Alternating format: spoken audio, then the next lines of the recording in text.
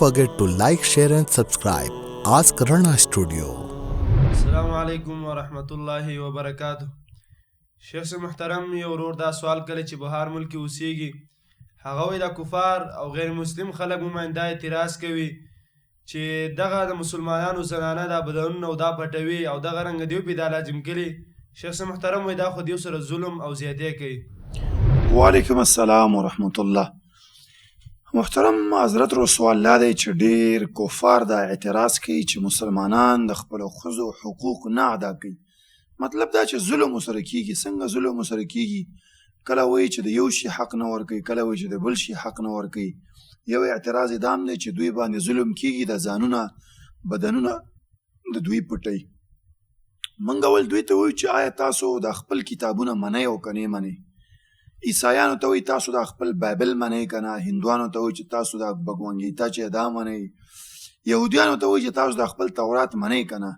لاړ شئ په دغه تورات کې وګورئ، راشئ په دغه بایبل کې وګورئ، دا د هندوانو په سکریپچرز چې کوم دي کتابونه دیني هغه کې وګورئ.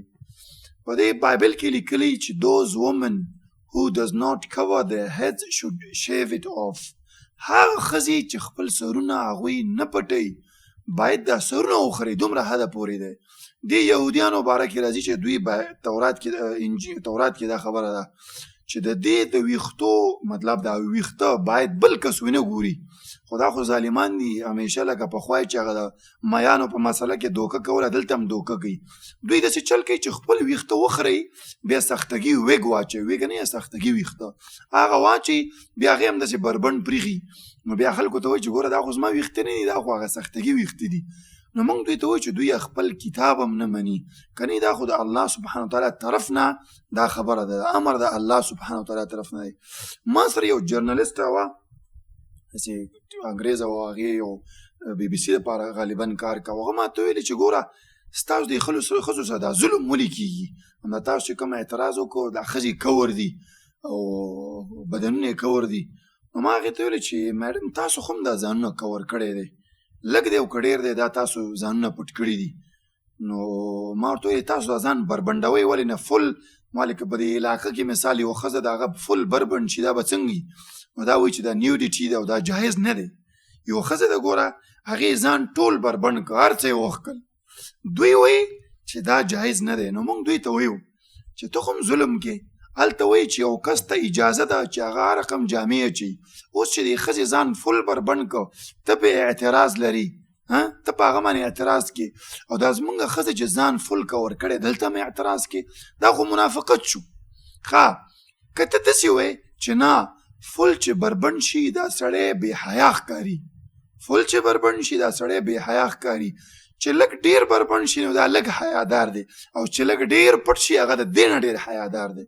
دې سوال جواب همداسې روزي که نه چې یو کس دا خبره کوي چې نه زه ځان که اوس مثال دیزې پورې پټ کړم نو زه لږ حیاداره یم، خو چې چا ډېر ځان بربنډ که هغه بیخي بې حیا ده، او چا چې فوره ځان فل کور که هغه ډېره حیاداره ده.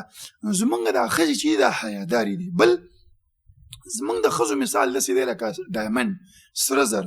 ګوره سره زر چې چا سره موجود وي هغه داسې نه کوي چې په روډ کې روان دی وایي چې هلکه را سره ډایمنډ دي، ډایمنډ دی. هغې په شلو بیګونو کې او په شلو لاکونو کې ساتي چې هلکه څوک یې را سره ونه ویني.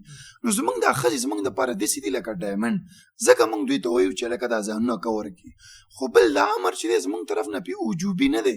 هره مسلمانه ښځه ته هغه ته ورشه، ته ورته وایي چې تا چې دا ځان پټ کړی، دا مخ دې پټ کړی، دا تا باندې چا ظلم کړی؟ نه، هغه وایي زه خپله حیاداره یم، زه خپله پاک دامنه یم، زه نه غواړم چې زما دا بدن دی دا د خلک وګوري.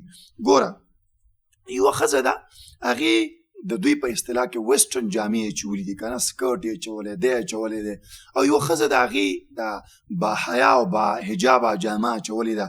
دا داسې په لاره باندې تېرېږي. نو ګوره په لار کې لوفران ولاړ دي، نو د کمې ښځې به ډېر چانس وي چې هغه د هلکان ورته شپېلې ووهي او د خلکو په اصطلاح کې هغه اوازونه ورپسې وکړي. دا کمې چې حجاب کړی او که دا بې حجابه، ظاهري خبره ده چې دا کمې حجاب نه دی کړی. نو ګوره خلک مثال هم ورکوي، وایي چاکلیټ چې دی چاکلیټ دې نه چې ته کله دا ریپر لرې کې ریپر نو هغه باندې سمدستي مچان او میږي او دا راشي خو تر څو پورې چې چاکلیټ په هغه خپل پلاستیک پوښ کې پروت وي نو قلاره بس حفاظت یې مې بوی هم نه کوي څښا کېږي نو زمونږ ښځې په پلاستیک ریپر کې تازه او روغې او جوړې سالمې پرتي او د دوی مثال داسې دی لکه پلاستیک ریپر نه چې بس ښځه وباسي او څښا او ګنده او دا اعتراض د دوی بې ځای دی دا د دوی دا ځان پټول دا د دوی د حفاظت دپاره وي دا دوی سره کوم ظلم نه دی شوی دا دوی دپاره دی چې د دوی پاک دامني او چې دوی عزت څوک لوټ نه کړي نو دا اعتراض هېڅ په ځای باندې دی نه Don't forget to like, share and subscribe Rana Studio.